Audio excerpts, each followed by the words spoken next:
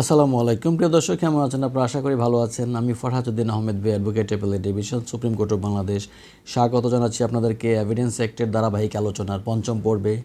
আদালতে প্রমাণ শুধু সাক্ষ্য দিয়েই হয় না, এমন কিছু নথি, রেকর্ড, মানচিত্র বা বই আছে যেগুলো নিজেরাই প্রমাণ হিসাবে গ্রহণযোগ্য। আজ আমরা দেখব সাক্ষ্য আইনের 34 থেকে 38 ধারা কীভাবে এসব বিষয় বিশেষ পরিস্থিতিতে দেওয়া বিবৃতি আদালতে কাজে লাগে বা গ্রহণযোগ্য হয়।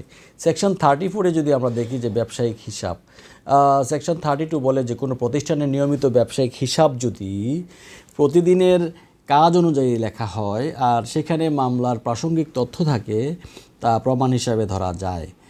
উদাহরণস্বরূপ যদি আমরা বলি যে দোকানের বিক্রির খাতায় 5 জুনে দেখা গেল যে 50টি মোবাইল বিক্রি হয়েছে। মামলার বিষয় যদি ওই দিন মোবাইল বিক্রি সম্পর্কিত হয়, তবে ওই খাতার রেকর্ড আদালতে ব্যবহারযোগ্য হবে। ইন্টারেস্টিং ম্যাটার কিন্তু।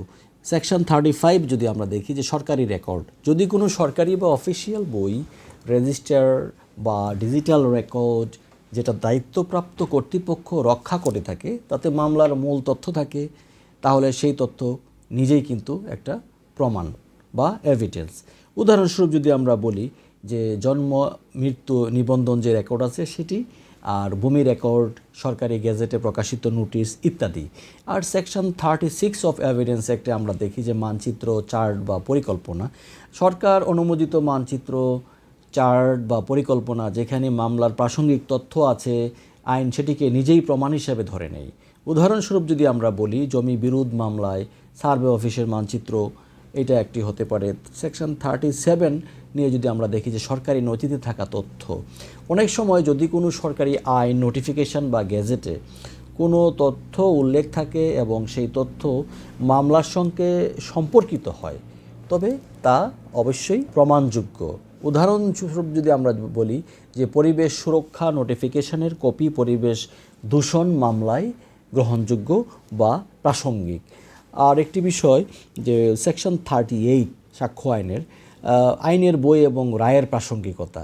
এখানে বলা হয়েছে 38-এ যে আইনের বই এবং রায়ের প্রাসঙ্গিকতা সম্পর্কে। সরকার অনুমোদিত যে কোনো আইনের বই বা ল রিপোর্টে থাকা আদালতের রায় যখন কোনো আইনগত বিষয়ের সিদ্ধান্ত নেওয়া হয়, তখন প্রমাণ হিসাবে সেটি গ্রহণযোগ্য।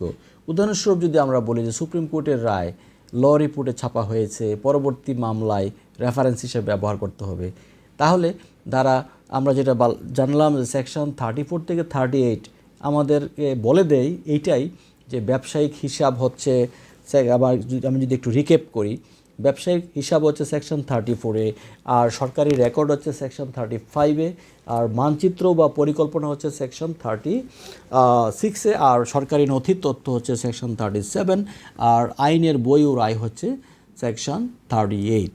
এসবই কিন্তু আদালতে প্রমাণ হিসাবে ব্যবহারযোগ্য যদি এগুলো নির্ভরযোগ্য উৎস থেকে আসে। তাহলে প্রিয় দর্শক, আজকে আমরা জানলাম সব প্রমাণেই কিন্তু মুখে বলা সাক্ষ্য হতে হবে এমন না। এভিডেন্স বা ম্যাটেরিয়াল এভিডেন্স কিন্তু অত্যন্ত গুরুত্বপূর্ণ মামলা প্রমাণের ক্ষেত্রে। অনেক সময় নথি, মানচিত্র, বই সবই হতে পারে একটি শক্ত প্রমাণ। এই আলোচনা যদি আপনাদের ভালো লেগে থাকে, অবশ্যই আমাদের পাশে থাকবেন এবং এটি অন্যদের যাতে উপকারে আসে সেই ব্যবস্থা নিশ্চয়ই আপনারা করবেন। ধন্যবাদ সবাইকে, ভালো থাকুন। দুর্নীতিমুক্ত বাংলাদেশ গড়ার ক্ষেত্রে চলুন আমরা যার যার জায়গা থেকে অবস্থান নেই।